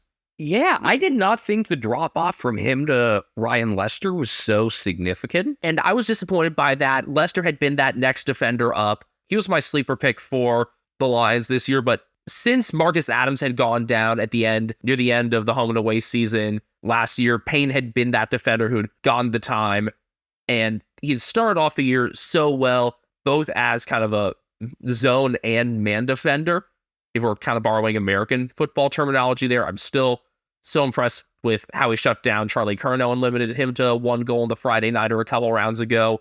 He has been the main support for Harris Andrews. And yeah, Lester, whose carry from the back six I like, wasn't able to keep with it as that man defender. Brisbane defenders as a whole struggled. They had multiple sequences that will go kick out, turnover, and then, they give up a behind, and then they turn it over on the kick out again.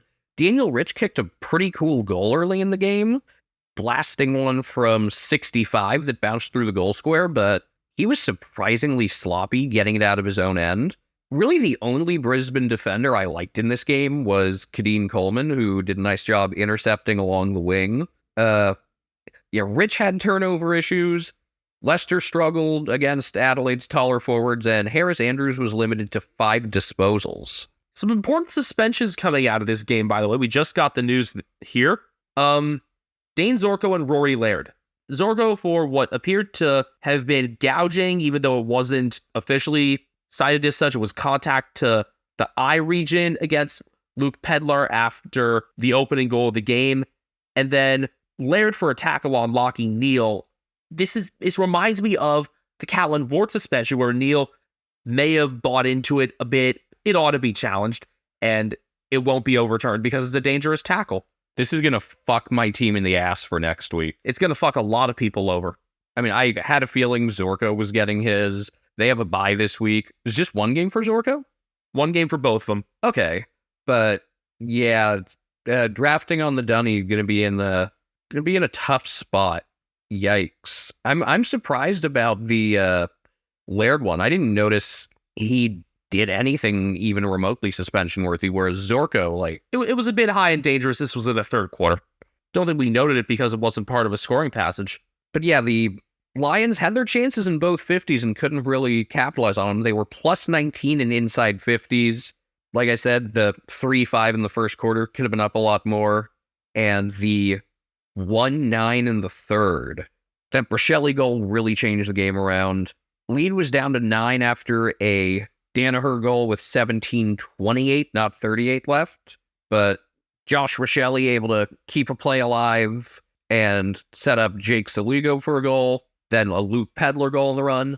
I thought it was nice to see so many people, including Dwayne Russell, respect Luke Pedlar's game. I really like this kid. I think he does such a good job setting up the other forwards, and I'm still surprised from when the Cats played him a few weeks ago that they kind of let him operate and cut off pretty much every other option except Taylor Walker instead of kind of trying to shut down the main artery. So many things flow through Pedlar to set up those forwards, and that he wasn't. I think the point is it's about time that teams play closer to him. Maybe even though, Laird's the possession machine, I'd put a guy on Luke Pendler and have someone who's more physical run with him, try to impede him, because he's a really physical carrier of the ball. And when he doesn't finish himself, he's really smart as to where to look for the connections. He doesn't hesitate to look for shorter options when, the big goal kickers like Walker are further away. And I like that.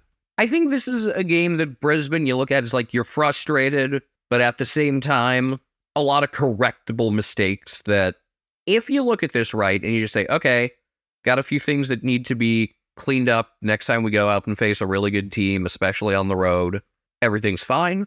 So I think they got in their own way more than anything. Like the Crows earned this win, but the Lions kind of made things a little easier for them than they needed to. All right, I just watched the Rory Laird tackle again. This is fucking terrible. Like it shouldn't be a suspension. Yes. Thank you. But it will be. No dangerous tackle suspension has been overturned this year. It will not change. That's nothing. That's just a normal tackle. They're trying to eliminate that sling motion from the game, and even if the head doesn't hit super hard, I guess that's really, really bad. Brownlow Night's just going to be a nightmare seeing all the X's up on a leaderboard. See, that, I'm going to enjoy that. That's going to be funny to me. Both of Neil's arms were free.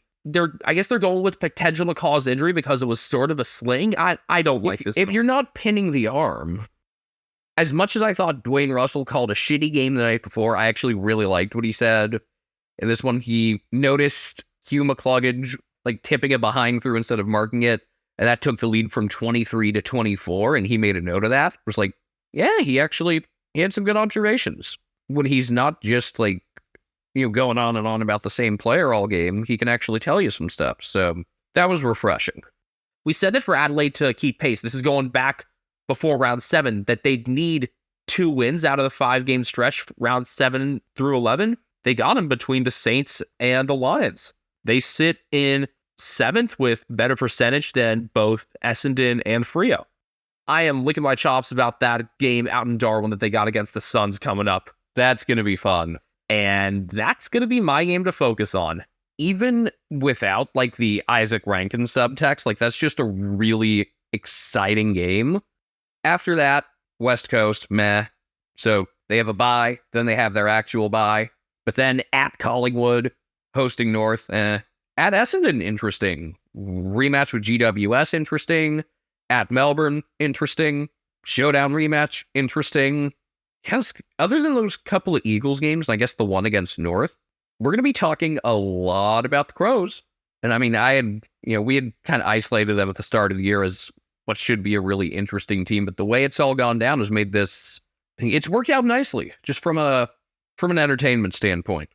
Jordan Dawson with 32 disposals and an octopus, but I thought Ben Keys was really the best player for the Crows. They had someone running with him for the first half, and I think they went off that a bit in the second. It was Laird who got the 10 votes, and Keys didn't get any votes. That's bizarre. Keys, a goal, 2 behinds, 28 disposals, 11 score involvements, and 9 tackles. I thought it was his best game of the year by far. Laird, 27 disposals and 6 tackles. Isaac Rankin, it's cool that he played really well, and Bailey Humphrey, who the Suns drafted with the pick they got for him, had a really good game. That's looking like a win-win. I mean, I'd rather have Rankin at this moment because, one of them's 18 and one of them's an established player, but 2 goals, 3 behinds, 23 disposals, 16 contested possessions, 13 score involvements. When you get both him and Rochelle going, this is such a fun group of small forwards to watch. Wayne Miller at 22 disposals, Chase Jones, 17 disposals and 490 meters gained.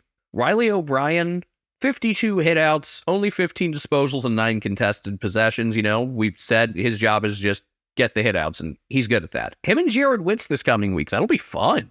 By the way, despite losing inside 50s by 19, the Crows were 7% more efficient and more than 14% more efficient inside 50, and not surprising that the T with Rory Laird laid 16 more tackles. Laird himself had 16. There's your margin.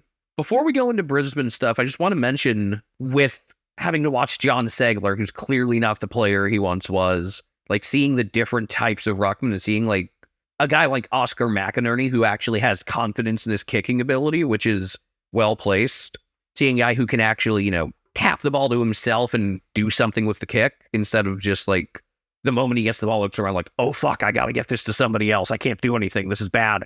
McInerney had 57 hitouts, 13 disposals, and 11 contested possessions. You don't normally see two rucks each having 50 hitouts in a game. It requires a lot of stoppages and just the same guys going up for the contest again and again. I didn't think either ruckman really beat the other. Kind of call that one-on-one a draw. It was the forwards who won this game for the Crows, and it was both defensive struggles and forward struggles that lost it for the Lions. Though Charlie Cameron did kick 4 goals straight, he's had a knack for putting up some bags in interstate games. Having him and Rankin trade goals late in the game at the end of the Sir Doug Nichols round was awesome. Josh Dunkley was the leading possession getter for the Lions of 29 disposals, 19 contested possessions, and 9 tackles. Lachie Neal, 26 disposals, 18 contested, 11 clearances, 8 tackles. Zach Bailey kicked 0-2 from 25 disposals. Daniel Rich kicked a goal from the center square. 24 disposals, 735 meters gained, though some of his kicking out of the back 50 left something to be desired. Dane Zorko, 1-2 from 22 and 10 contested possessions. The bigger players put up the bigger numbers, but it was a deeper performance from the Crows as a whole. And again, I remain impressed by their defensive unit, even though the Lions certainly helped them out by not kicking super accurately toward goal. After getting behind by a couple goals early, you know who kicked 2 goals straight to get the Crows back on track? Riley Philthorpe. We've been championing Phil Thorpe before we started this show and our Twitter account and everything. I am the Riley Philthorpe is good guy. I mean, so am I. We were both right there from the beginning. I define myself as more of the Phil Thorpe is good guy, and you as the Nathan O'Driscoll is good guy. I've had a couple others too. Actually, in terms of Frio, I'm more the Bailey Banfield is good guy. I mean, Lockie Schultz, I guess he's a little more well-known already, but we talk a lot about Frio. That's fun. Aside from the Cats losing, this was actually a really fun round full of entertaining games, not just because there were so many upsets. There were just a lot of close action games that kept you interested throughout. Very little baby-making footy. I guess some of the Bombers-Eagles game could have been, but there was another good game going on at the same time. So 9 months from now, don't expect the hospitals to be too busy. So that does it for our discussion of the 9 games of the round. We will close the episode with our nominee discussion like we usually do. We had another record vote, as we did for Goal of the Week a couple rounds ago, when Brody Mychek took home 98%. For the Mark of the Week for round 10, Ash Johnson had 97% of the votes for his kind of sideways mark on Mark Pittenet. These West African-style election results again. Does it help that they were Collingwood plays? Yes, but also they were just impressive plays regardless. Your Mark of the Week nominees for round 11 are Rowan Marshall over Lloyd Meek with a juggling finish, Oliver Henry over Brad Close, and Jesse Hogan over Sam DeConing with Zach Guthrie behind him to basically finish the game. I thought Henry wasn't even the best Geelong mark. I thought Tyson Stengel had a better one, but either way, going to be runner-up. Hogan's the winner this week. Out of the Henry second, Marshall third. Out of the 3, I was most impressed by Hogan. It was on replay where you notice how much he got his leg over DeConing and just how much of a jump he had on the play to begin with. His marking ability remains really strong even when his goalking gets even less consistent. Last week's Goal of the Week was Paul Curtis, who took a ball that was knocked free by Liam Shields, got up, shrugged off both Robbie Fox and Nick Blakey before scoring at a 68-degree angle from the left pocket. For his efforts, he got omitted this week. Well, he was the sub. Again, I don't like that the sub is named out of the emergencies an hour before. I would rather have 5 interchange players and you name the sub out of one of those. It makes for, omitted discussion to be a lot more convoluted and clickbaity. I did like that, GWS had announced way earlier in the week that Josh Fahey was going to debut as the sub. If you're going to do that, give him some more advanced notice and make it public, which they did. So they handled that right. We've seen clubs do that throughout the year. Cooper White for the Cats in round 1, Matty Johnson for the Dockers in the Western Derby. I think that's something that clubs have figured out. Your nominees for Goal of the Week. You had Kazi Pickett beating Brandon Walker for a ball on the boundary. He accelerated and had this end-over-end kick at a very nice 69-degree angle from 34 meters out. The third bounce popped right over Hayden Young for the opening goal of the game.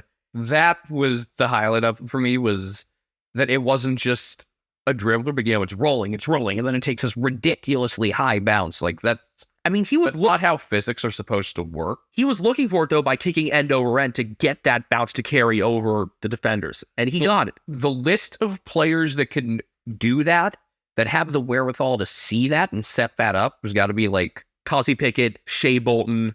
I think that's the list. Maybe Isaac Rankin, though he doesn't tend to have as many rolling goals. He ran onto a Riley O'Brien tap and snapped at a pretty harsh angle himself. And hey, maybe his teammate Josh Rochelle could pull off something like that too, because he got a handball from Rankin on the boundary and kicked a roller on the outside of the boot at a 64-degree angle from 34 meters out. That was the last goal before three-quarter time. The huge reaction there, and then the defensive stand that solidified the Crows' hold on the game. I think this is a really tough vote between Kazi and Rochelle. Where do you stand, Ethan? I've gone back and forth multiple times. Not going to be bothered whichever one wins that, but I am going to go with Pickett because that third bounce was that like in the moment, whoa, even though the Rochelle goal was super impactful in the course of the game. I also take Kazi's because he did more to make that play happen, out-muscling Brandon Walker to get to the ball in the first place and then being able to get the separation required to make the kick. Both of them were great kicks, so when it's two really good kicks going up against each other, usually I try to figure out which of the players had the greater solo effort, and it was Kazi. Seeing so many of the indigenous small forwards play so well is like when you think of best indigenous players and the Sir Doug Nicholls round, you think small forwards, right? Charlie Cameron, Kazi, obviously. Go just a couple years back, Eddie Betts. Still love the insight that Eddie gives on Fox Footy as well. He is so good for the game. Main character for the round. Last week, it was the interchange breach, or I guess the number 76 or 76 out of 75, because that was the first time that breach had occurred since the interchange steward rule had been brought into place because of another North versus Sydney game. Main character this week. I was thinking, which player would it be? You had a couple big individual performances, obviously, Lukosius with the 5 goals doing so much for the Suns, but I didn't think of him as really a main character. I think it's a group of players. I was at first thinking about some of the umpiring, especially the umpiring out in Darwin, but I was just thinking Darwin in general could be a main character. Maybe if you go across this round and next, you could argue it if the Suns-Crows game holds up, but what'd you go with, Ethan? I went with, and this was my pick, mind you. You asked me who I thought the main characters were. I came up with the correct answer. They've kind of been a main character story arc for weeks now, and this week, it's really hard to say that they're not the biggest one. It's time to give the spotlight to the Carlton forwards. Any of them, all of them, you're the main character for reasons. If we had to pick a main character for the month, it might be them. Maybe at the end of the year, we'll go back and try to figure out kind of main characters for each month. But yeah, I'd say with the form that the Blues have had and how responsible their forward group has been for their struggles, I would say that's pretty accurate. I have no idea how long this episode's going to be. I like the discussion that we had, obviously, that seemed more open. But yeah, now we're up to the buys, and so we'll have some shorter episodes, but more of them. Yes, what we do during the bye rounds, we give our sort of progress reports on each of the teams having buys. So this week we've got 4 of them. The buys go 4 up in round 12, 2 in round 13, and then 6 apiece in rounds 14 and 15. So each week, if you're a fan of those clubs, you'll hear a little bit about kind of where your team is, expectations versus reality, revisit what we said in our season preview, and then in that round 13 one, because it's only 2 teams, we're also going to give our rankings. Last year, we ranked a couple different things. We ranked club songs and the Sir Doug Nicholls round jumpers. This year, it's not like the club songs have changed. So we're just going to rank the Sir Doug Nicholls round jumpers. So that'll all be in one episode along with the Geelong and Gold Coast progress reports. Don't forget, we're on Twitter at Americans Footy. I'm on Twitter at Castle Media. Brian Harambe is outside the room making a bunch of noise and rattling the door. So if you heard something really adorable, that was him. Yeah, I'm on Twitter at BenjaminHK01. I think Ryan may have put his mouse toy into the room, which is why he was trying to reach underneath the door. But I think he also just wants in. So we're going to wrap up and allow Ethan to have some father-son time here. Thanks again for tuning in.